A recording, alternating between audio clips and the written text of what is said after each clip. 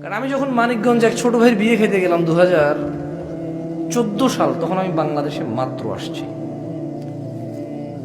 তো দেখলাম যে বিয়ের পরের দিন সকালে ওকে গোসল করাচ্ছে না, ওরা পাটার উপরে বসায় রাখছে, ভর্তা মানে যে। তা ওকে, ও হেঁটে হেঁটে আসতে পারবে না, ওকে ওর ভাবি একজনে কোলে করে নিয়ে আসতে হবে। বিয়ে তাহলে আমাদেরকে কে শিখাইছে? সাল্লাল্লাহু আলাইহি ওয়াসাল্লাম। না, আমাদের বিয়ে তাহলে ভিন্ন হবে কেন?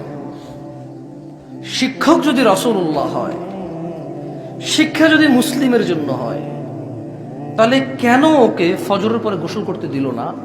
সকাল 8টা বা 9টা বাজলো, তখন ওকে পাটার উপরে বসাইলো, ওর ভাবি ওরে কোলে করে নিয়ে আসলো, নিয়ে আসার পরে পাটার উপরে বসাইছে, এবং ও নিজে নিজে গোসল করতে পারবে না, মহিলারা কল থেকে নিয়ে আসা পানি ওর গায়ের উপর ঢালতেছিল।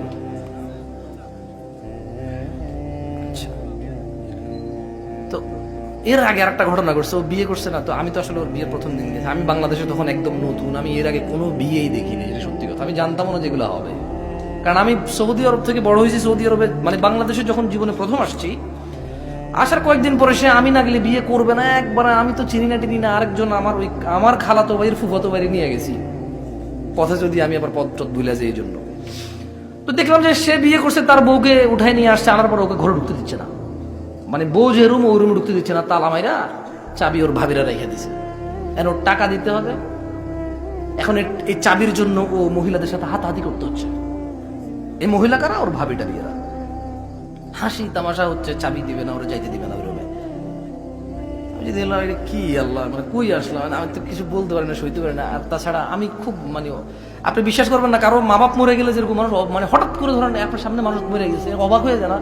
আমার মাথা মতো কাজ করতেছিল যে হচ্ছেটা কি, আমি তো বিয়েতে আসছি, কিসে আসছি, দেখেন হচ্ছেটা কি আসলে। পরে দেখলাম যে মহিলারা হলুদ মাখলো ওরে, এর যে হলুদ গুলা মাংসে পরের দিন এগুলোই মহিলারা আবার গোসল করে দিল ওরে। তা ওর বউ না, একদম উঠানের মধ্যে পাটা নিয়ে আসে বসায়া। পরে আমি ওরে বললাম যে কি হয়েছে, এটা তোমার কি হচ্ছে এগুলো, তুমি ফজর পড়ছো? সত্যি কথা, যখন আমি ঘুম থেকে উঠছি ওকে বললাম যে তুমি ফজর পড়ছো? মুচকে সে বলে যে ভাই আমি তো গোসল করতে পারি নাই। ওর ছেলেটা ভালো, মানে অত খারাপ ছেলে না, যেটা সত্যি কথা, ছেলে হিসেবে ভালো।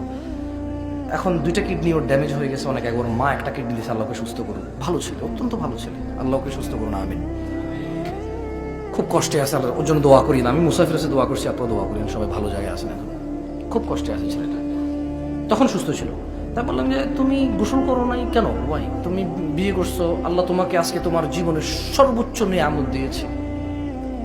একটা মেয়ের হাত ধরলে তোমাকে লম্পট বলতো মানুষ, একটা মেয়ের কাছে চিঠি পাঠাইলে, মেসেজ পাঠাইলে ওর ভাই তোমাকে মারতে আসতো, ওর বাপ তোমার বাপের কাছে এসে বিচার দিত, কিন্তু ওই জায়গায় মেয়ের বাবা মেয়েকে সুন্দর করে সাজিয়ে গুজিয়ে, তোমার বাবা মা তোমার জন্য রুমটাকে কি সুন্দর, দেখলাম যে ওই যে খাটের মধ্যে দেখলাম যে ফুল দিয়ে দিছে, হলুদ কালারের ফুল, তারপর সুন্দর নতুন বিছনা চাদর দিছে, তোমার ঘরটাকে এভাবে ফুল ছিটাই দিছে, তোমার এখানে তোমার আত্মীয় স্বজন সবাই, ইভেন আমি কোথায় নাঙ্গলকোট থেকে আসলাম তোমার বিয়েতে অংশগ্রহণ করতে, তোমার আনন্দে শরীক হতে, তোমার আনন্দ বৃদ্ধি করতে, আমরা সবাই আসছি এখানে তোমাকে একটা মেয়ের সাথে মিলিত করতে।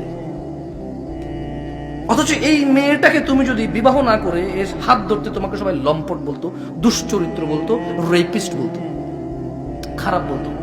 অথচ এই মেয়ের বাবা ভাই ঋণ করে হয়তো, কর্জ করে হয়তো, অথবা হাদিয়া যেটা পাইছে মানুষ থেকে ওঠা দিয়ে ধুমধাম করে তোমার আত্মীয় স্বজন সবাইকে খাওয়ায়, নিজের মেয়েকে সুন্দর জামা কাপড় পরাই, তোমার রুমে তোমার হাতে তুলে দিছে, যাতে তুমি ওকে ওর সাথে সুন্দর সংসার করতে পারো, তোমার বংশ বৃদ্ধি হয়, তুমি যাতে তোমার জীবনের পূর্ণতা পাও। আল্লাহ নবী সাল্লাল্লাহু আলাইহি ওয়াসাল্লাম তো বলেছে বিয়ে অর্ধেক দিন। বিয়ে অর্ধেক কি?